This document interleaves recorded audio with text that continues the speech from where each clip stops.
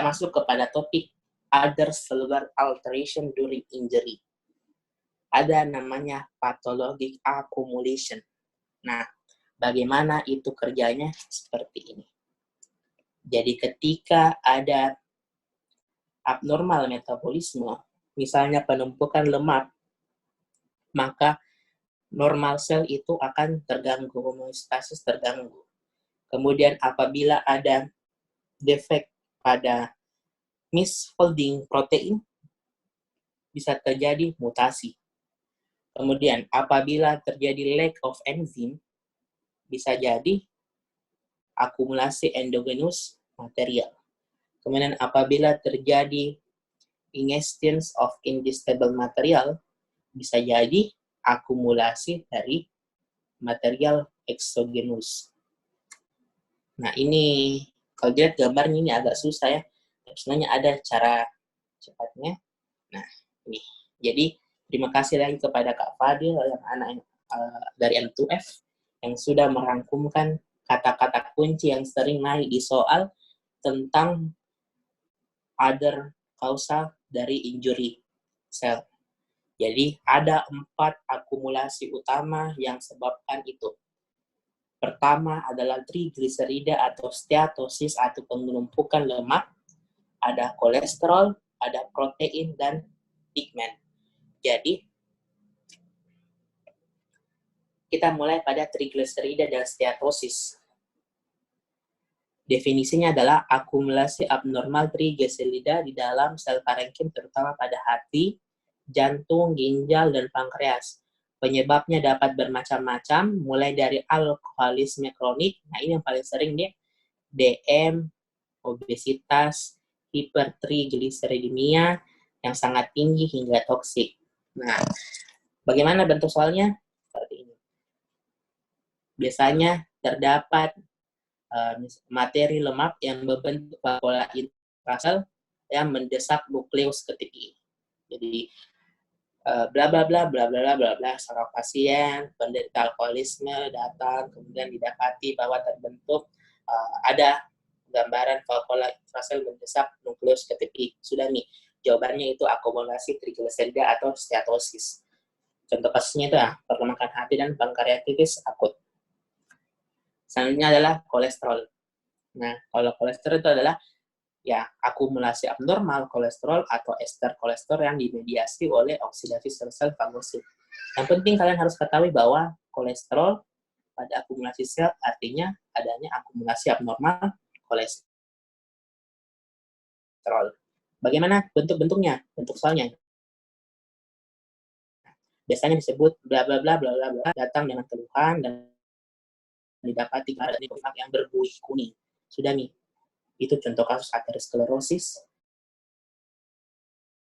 akumulasi kolesterol, jawabannya. Kemudian ada sama, bagaimana bentuk soalnya?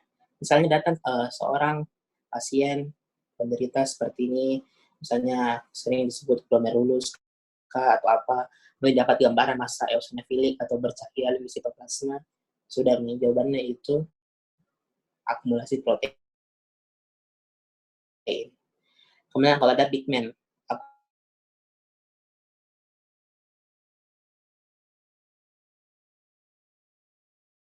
akumulasi zat berwarna pada jaringan yang berupa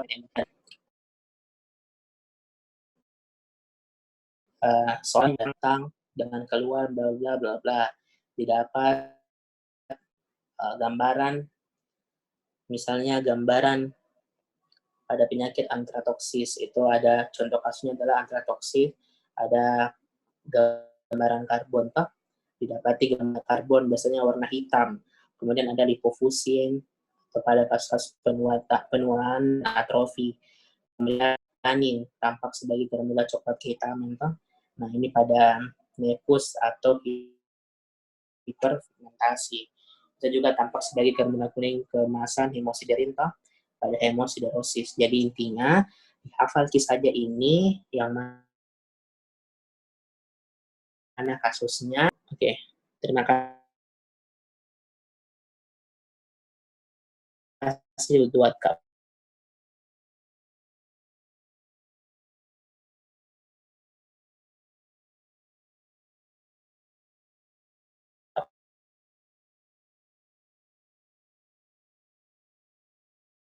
Fadil lagi yang sudah merangkumkannya ini. Nah, ini zat besi dan magnesium. Ada kalsifikasi distrofik dan ada klasifikasi metastatik. Saya ringkaskan saja, jadi klasifikasi distrofik pasti pada jaringan mati, tampak sebagai granula butiran halus, contohnya aterosklerosis dan aterosklerosis yang disertai penimbunan lipid. Kemudian ada klasifikasi metastatik pada jaringan hidup. Dapat terjadi pada jaringan normal bila terkena hiperkalasemia. Nah, apa yang sebabkan ini hiperkalasemia? Hiperparatiroid, imobilisasi tulang, dan penyakit Addison. Kemudian timbulan amorf non-kristal. Yang perlu dipahami, apabila klasifikasi distrofik berarti kalsifikasi pada jaringan mati. Kalau kalsifikasi metastatik pada jaringan hidup. Bagaimana gambarannya distrofik? Ada tampak granula putih atau butiran putih halus. Kalau metastatik, timbunan amorf non-kristal. Oke, kita masuk ke bagian akhir. Siap-siap hijriatun. Ya, jadi ketik jawabannya di chat seperti biasa.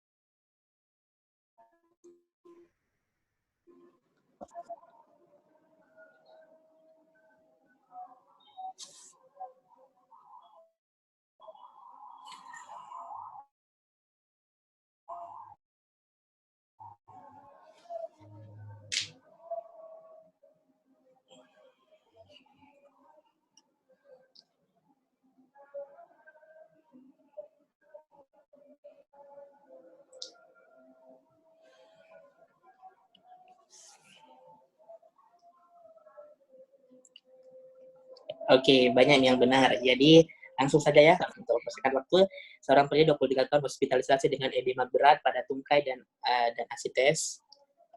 Diagnosis penyakit glomerulus. Hasil histopia menunjukkan massa eosinofilik difus pada glomerulus. Kausa perubahan morfologi yang ditemukan pada jaringan hepat tersebut adalah, jadi catatannya adalah menunjukkan massa eosinofilik difus pada glomerulus. Jadi let's say langsung massa eosinofilik itu satu-satunya adalah protein. Tampak sebagai massa eosinofilik atau bercak hialen di sitoplasma. Jadi jawabannya penimbunan proteinnya C. Jawabannya C. Selanjutnya, seorang pria 54 tahun ditemukan tidak bernyawa di gubuk tempat kerjanya diketahui seorang pekerja tambang batu bara. Dilakukan autopsi dan hasil histo-PA menunjukkan paru-paru antrakosis. Dasar patogenes kasus ini adalah, kita lihat di atas tabelnya. Nah, ini. Berarti dia masalah pigmenan. Nah, masalah pigmenan. Kita lihat saja yang memberi gambaran antrakosis itu apa. Ya, ini karbon. Dia termasuk kepada pigmen eksogen. Oke, jelas ya. Jadi jawabannya itu adalah penimbunan pigmen eksogen.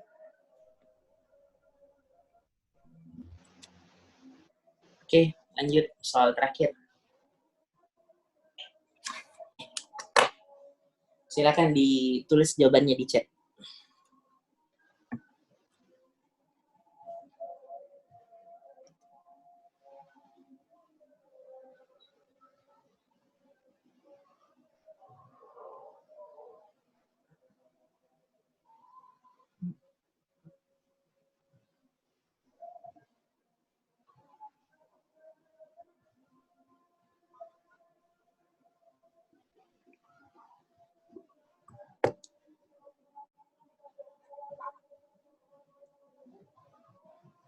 Ayo tulis, baru kita pindah ke materi selanjutnya.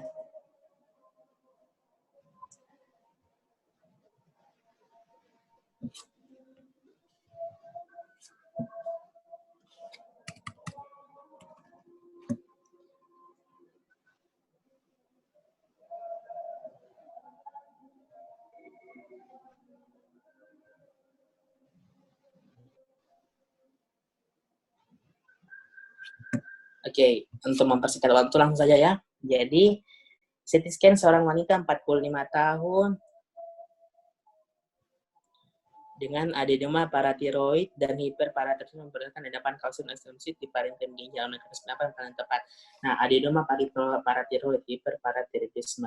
Jadi, dia ada kausa hiperkalsemianya, naik. Berarti langsung saja bahwa dia adalah kalsifikasi pada jaringan. Kita lihat di atas, yang ada kausa hiperkalsemianya itu adalah ini ya, kalsifikasi metastatik.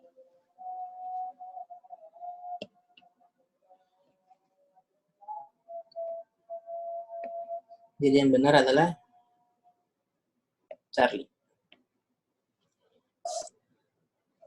Selanjutnya, deposisi kalsium dan sejumlah kecil zat besi pada jaringan mati dapat diidentifikasi pada beberapa gambar berikut. Timbunan amorf pada renal, endapan kalsium ekstensif pada parenkim ginjal, imobilisasi tulang, granula butiran halus putih pada penderita aterosklerosis disertai peninggalan lemak. Jadi yang dia minta adalah deposisi kalsium dan sejumlah kecil zat besi pada jaringan mati. Jadi kata kuncinya adalah jaringan matinya. Jadi itu adalah kalsifikasi distrofik yang mana gambarannya adalah granula butiran halus putih pada penderita aterosklerosis disertai penimbunan dikit. Jadi begitu. Jawabannya adalah D.